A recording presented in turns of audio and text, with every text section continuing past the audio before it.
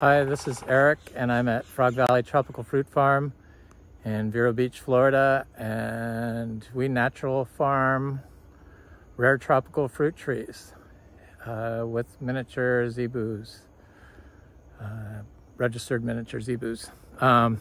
So today I'm just going to talk about the fruit, right?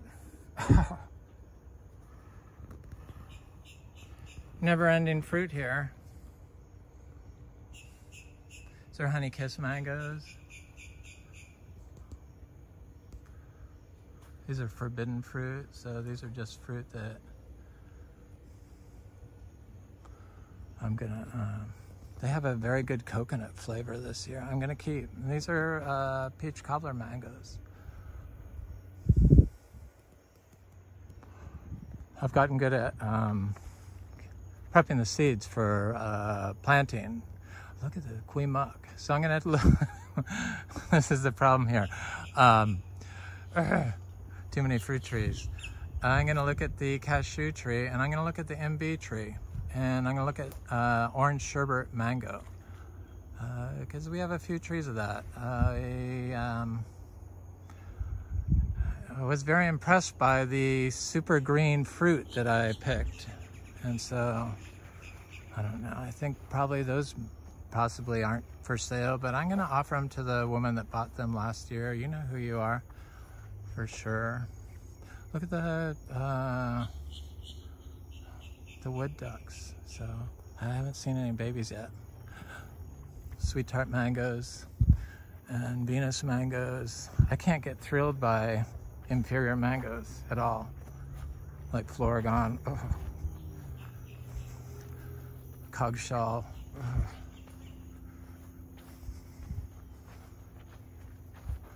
I'm just gotten too spoiled. Now I have we have never-ending cashew fruit. Took 7 years to get here on 10 acres, dry farmed. Basically using compost. You know, because we were certified for several years. It could be certified instantly, this farm, because I haven't changed anything. I've just stopped using stuff, so.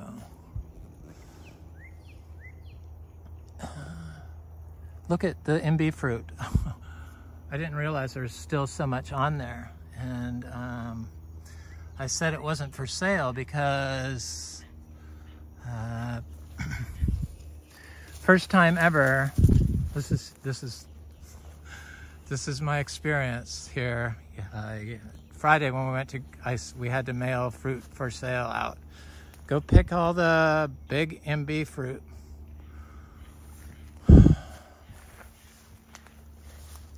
Oh,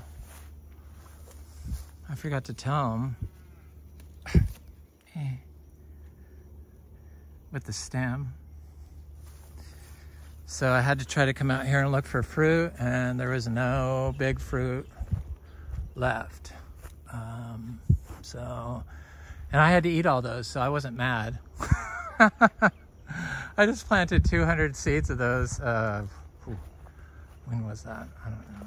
Thursday before he picked all those. Plant all my MB, you know, 2 to 3 to a hole. Just so you're guaranteed a tree there, or you know, a fruiting tree, not a tree. And I consider this my favorite Garcinia, above Garcinia Mangostana. Once it's properly cured. Sorry, there was an ant on me. This fruit right here. This is what I consider a small fruit, and as you can see, the flesh is like very thick and delicious. It's super sweet. I don't know, people want them, it seems like, but I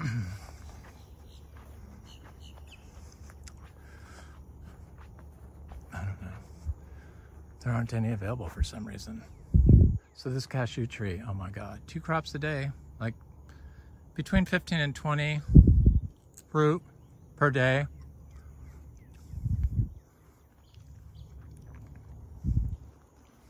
Every day. I want to see if it blooms here because I put some manure down. Because I was able to experiment this because we're not certified biodynamic anymore. There it is. Ended up putting 2 piles down so far. 3. No, 2. 1 there and 1 there. It looks like I have to put 2 more down to be all the way around the tree. Okay. Seems like it helps it. So this fruit can't be sold for food, but I juice it. I have a whole refrigerator full of this fruit. So that means I have a whole refrigerator of seeds with flesh.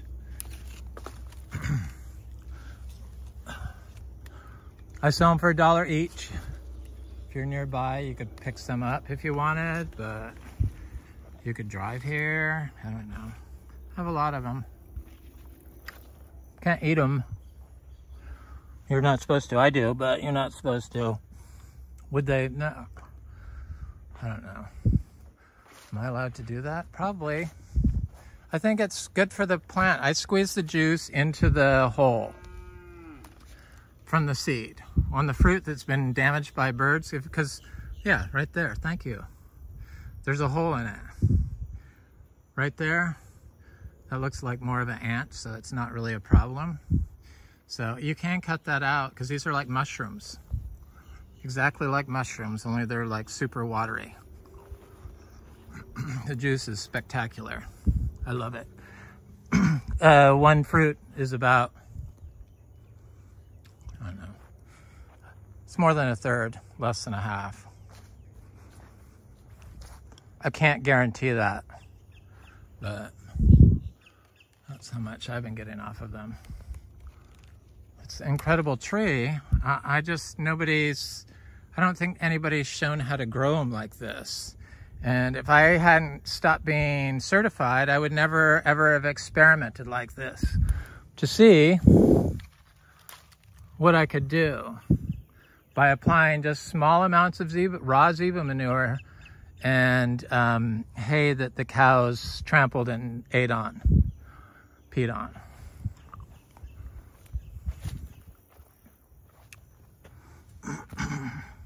Because you can't sell it for food because they're afraid of E. coli, but you know, E. coli doesn't go into the fruit, right? Not into the perennial trees. Come on. Hasn't hurt me. But I can't sell it for food. There you have it. And there's lots of them. This is kind of a little one. You know, we were in a drought and this tree started flowering after I put big piles, 600 pounds of manure next to it. Or not manure, it's not manure, it's mostly hay. Wet hay, wet peed on hay, and some zebu turds. In fact, very few. After it breaks down, there's the zebu turd. But it breaks down really quick because it's just coastal hay. Coastal hay is highly fungal. And there's fungi that come up in it.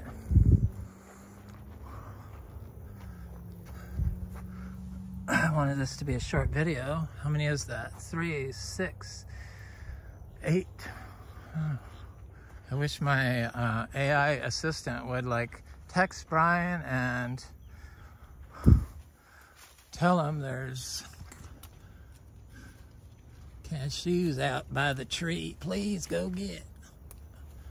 But I'm not going to be able to carry them all. There's tons of them. It's beyond what I comprehended. Thank you, India. Thank you, India. Thank you, India. You made me the luckiest man in Florida. Mm-hmm. Oh, I love this tree. Miniature zebus. Tropical fruit trees. Mm-hmm. So this happens twice a day, every day. I'm hoping these branches start flowering, but it has flowers on it, so I'm thinking it will.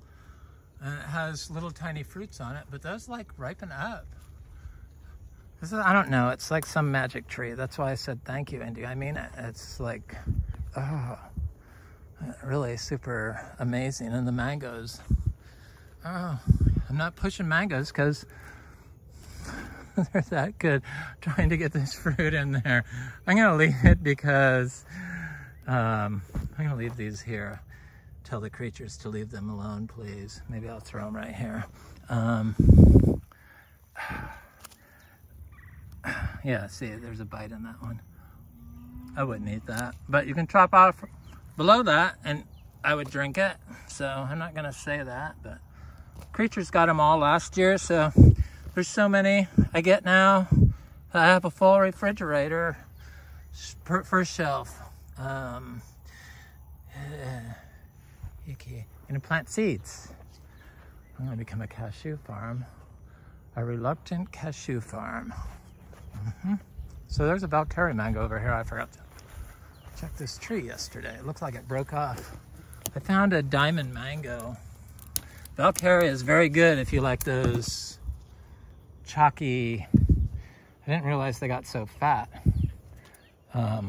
tasting mangoes. I do. Is that the zinc? I don't know. Sorry, I'm not a mango expert. I just know how to grow and fruit them.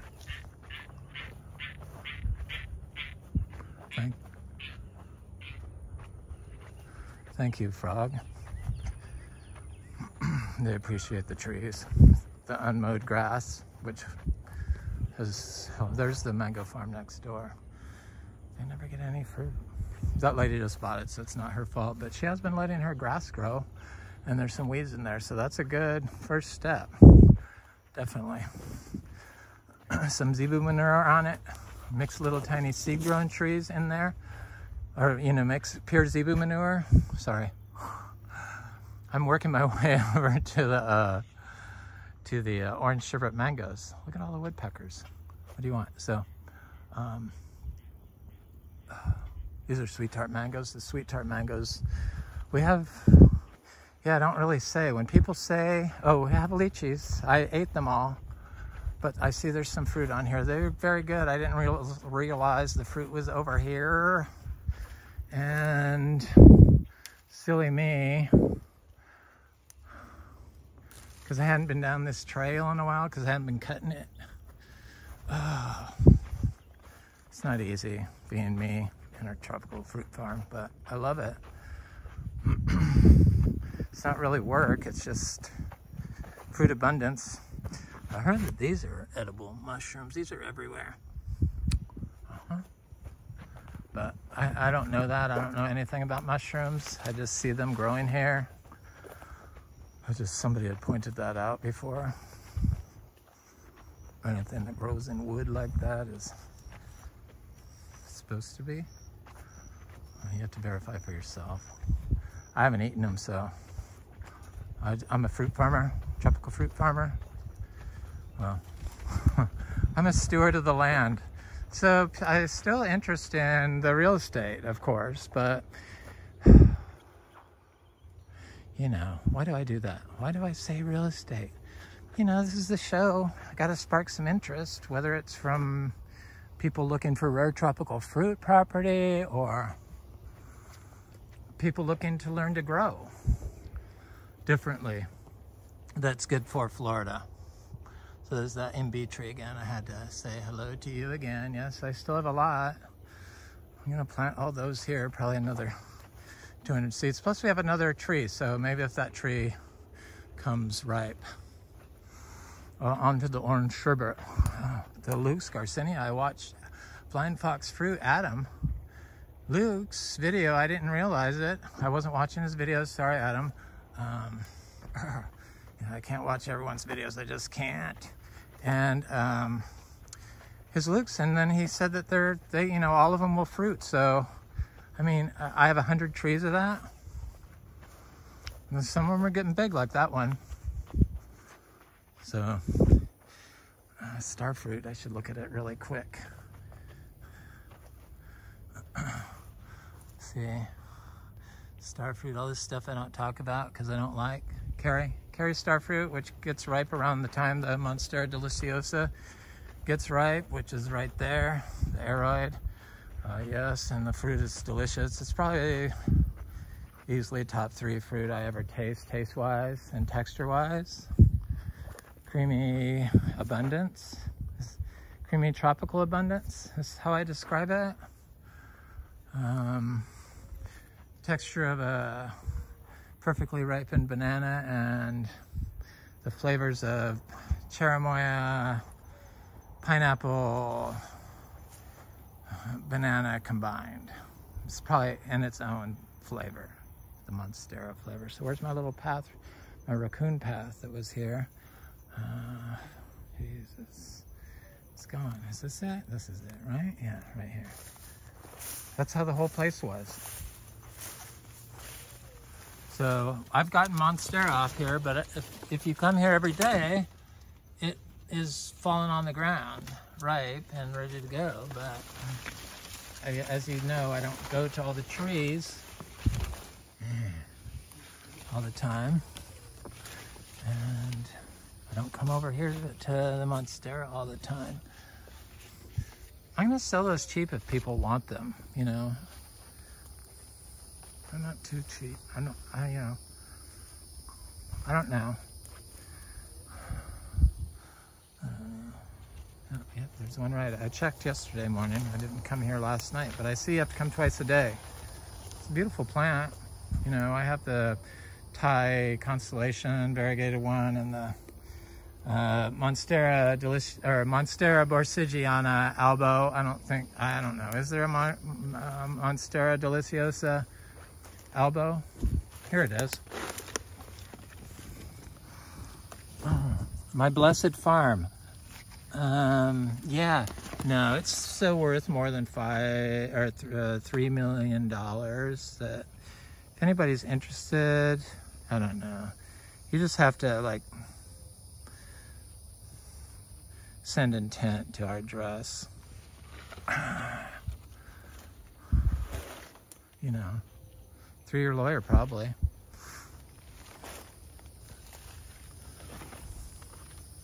And if we respond, yay. If we don't, or through your real estate agent.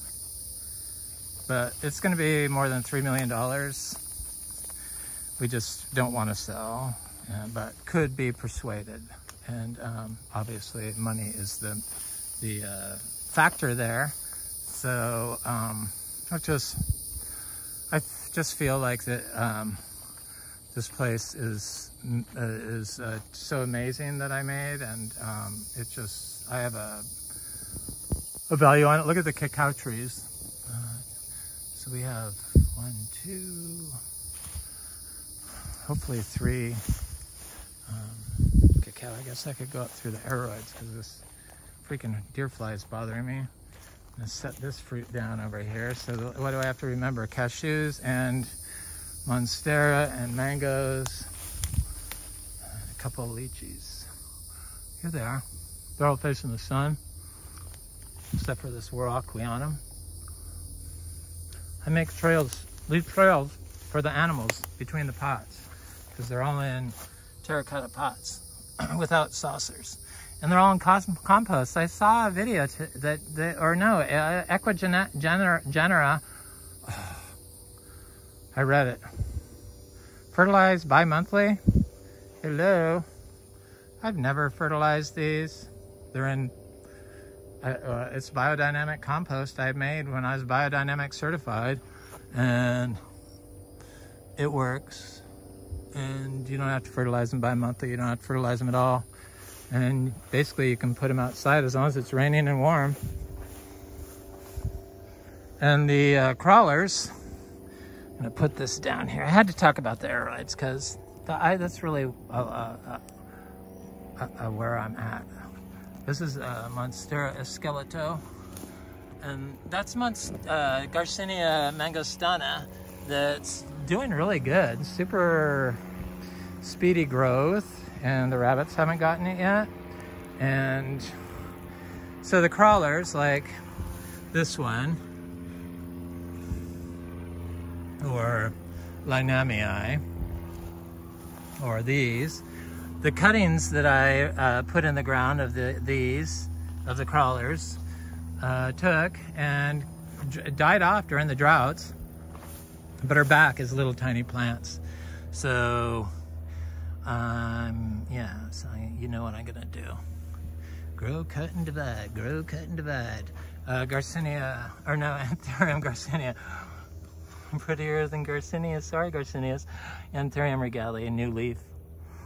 That's the one that I cut back the water during the cold weather and fried all the leaves except for one, which is now it's on its way out. But, well, I guess I didn't fry all of the, oh no, that's not even it. This one is regale, but the green form. Big leaf there, see that? Regale regular, there's the one leaf. It's still doing good. Yeah, okay. Pretty easy to grow in the compost. I don't know what really the deal is. All the chemicals. Nurseries shouldn't really give people advice how to grow plants, because then they develop plants for people like us that want to grow them as landscape plants, you know, to try to be organic certified or up to that standard, and they won't grow because they've been fed chemicals for generations. And so you have to train them, retrain them, and grow them in compost for a while, and then eventually they get it. And takes a while. It's taken me a while, but I noticed my cuttings that I did of I'm pretty sure it's yeah, it's a little that one. That's a cutting that I found growing in the grass. I think that's Esmeraldance. One of those. On to the Orange Sherbet. I should go this way. I have a little shortcut.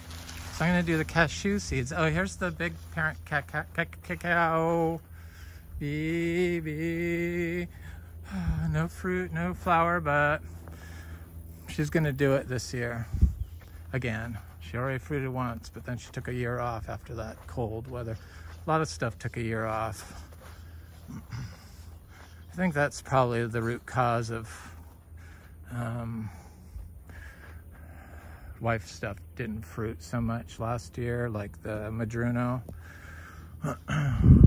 My friends that I sell to, they try to get Scion from me of plants, but I sell fruit and seeds, and when you cut your tree up, then you don't get any fruit. So I don't do that for anyone, but I do offer the seeds, and seeds that can grow naturally in Florida. So, I mean, the seed-grown Garcinias fruit quicker than a lot of the nursery trees. I'm sure most of them do, if they're grown like this here. Of course, I've been practicing for a while, and I've been adding zebu for 4 years and manures for 7. Clean manures. I didn't never worm my horses when I moved here, and they were so old. And what else? But the horses were always wormed, I'm sure, before that. So this had years and years of chemicals sprayed on it, I'm sure. It was a lawn. I'm sure they sprayed around these oak trees. Guaranteed. Okay, where was I going? I was gonna go that way, but I got distracted by that cacao tree. The chichiros are looking swell. All million of them. Oh, there, we got a, this is that hybrid that you don't eat the skin on. It's a hybrid of, I don't know, Gardneriana and probably Intermedia. And has different leaves, has 2 different types of leaves on it, and sorry, a deer fly landed on my hand and it flew off when I lifted it after I swatted it. Now it's back. Didn't spray my hands, sorry. Orange Sherbet, where are you? Okay, so here's a little tree. They're back. Get your hands. I cleaned all the manure up this morning, so that's Probably why I should have put some more on. Here's some orange sherbet. I'm not picking any fruit. These have never had manure hauled by them. Maybe this one did. Yeah, this one I did. I hauled it from this path here because this tree was sickly, or because it always produced lots of fruit.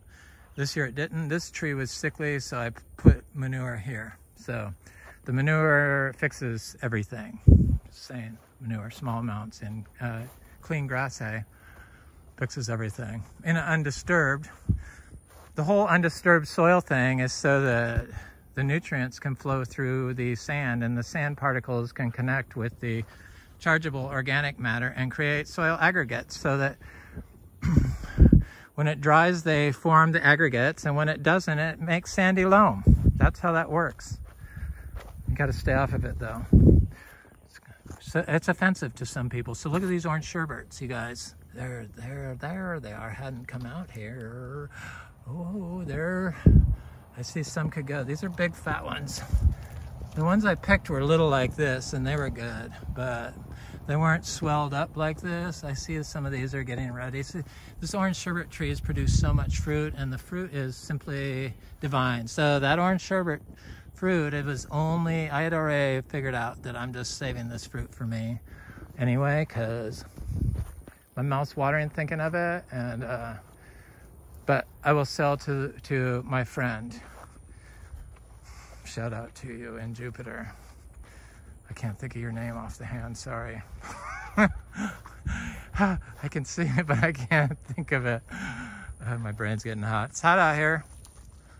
The Miko lemons, the birds didn't get these ones. The birds got all of them in the back by the cashew, but they didn't touch these. But this tree did not produce a huge crop, and this tree did not produce a huge crop. But I wanted to see if not giving it any manure would, because I was certified and I hadn't given it manure because, I don't know, there's so many rules, too many rules on it. And then I wanted to see. So I see it wants some manure, I think, so I'm going to put some manure on it. Note to self, that's what I do, haul that manure around every day. I think it's helped me get stronger. There's my roses. So this was a rose cutting, so my roses get huge. They're all climbers. One hasn't, but I think that's because it's just planted right next to the pavement at an angle, so it's like the worst compacted spot. Well, let's focus. And it smells so good. I'll just bring it with me because you'll eventually focus, phone. I'm surprised that people in Vero Beach don't know what this is. I guess a lot of people don't. Yeah. There's another rose. It's a different type. This is not a cutting, but this one is slower to grow, but it's a climbing rose. But I see it's clear down to here now. So those pink roses. It doesn't have any scent. And then I have this one on the corner. There you go. And then there's the parent plant of that one, the far rose over there that just got done blooming. It's funny, they're not on the same bloom cycle. It's odd. Oh, very odd. Yes. Well, we're turning into kind of a banana farm, but not quite there yet. By this time next year, yes, definitely. I have, you know, limited clientele that get bananas from me. I really don't make enough more to, yet. This is the Adamoya tree, and the fruit's looking good, so I haven't been driving next to this. It's helped, you know. Vibration from mowing, because there's a path next to it, is, you know, that releases nutrients, and then that's never any good because you want to capture nutrients.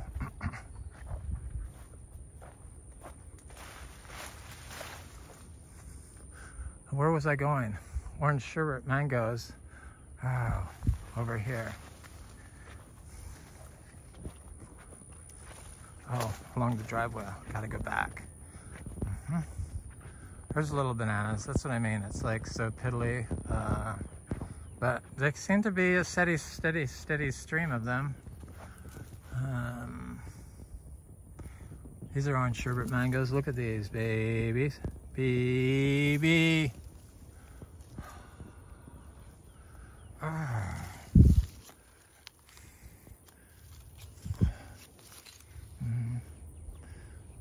These are bigger. These are the bigger ones. I'm leaving them on. For some reason, oh, look at the Super Julie.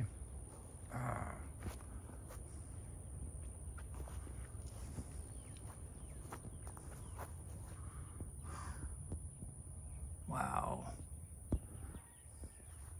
Nope, not ready yet. That's Juliet over there, and they're big. They're pretty big. They look good too. Everything looks good. I'm gonna go back and look at the other orange sherbets, because this is all about the orange sherbet. So I have, a couple of coconut cream trees, but only one big one that produces fairly well. This year I knocked a bunch of fruit off. This is a big achache arrow tree growing in full sun. There's a big guava tree. The guava's got flowers on it, thank God, because it hasn't really done anything in a while, or I missed it, or I don't know. It just, the drought kicked everything back, but we're on full-on water mode again, I think, pray. The mulberry cuttings, most of them didn't survive the drought, but the ones that I planted in this stuff that the cows eat, you know, a cutting right in its root zone, all survived. So, yeah, I don't know.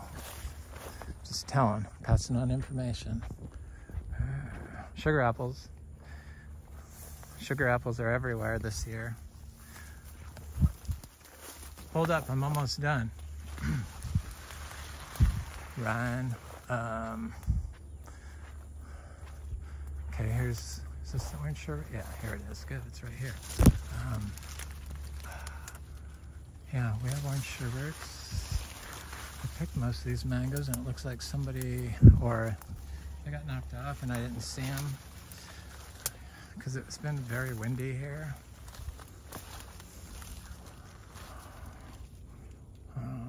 Yeah, somebody came over here. Yeah. No, they're just too cleaned up. See, that's why you pick them a little bit early along here. I'm not saying, yeah, here's some. Maybe they didn't. Yeah, maybe I got them all. That's probably what happened. Could have been the possums. This is a good place for a possum live. That's what I mean. It's not people when I said they took. It's the people that make up Frog Valley Farm.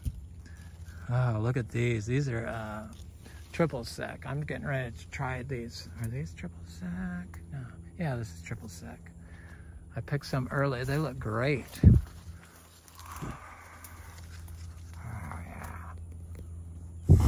Oh, yeah. Still here. Anyway, this is Eric at Frog Valley Tropical Fruit Farm, and I hope you have a beautiful day.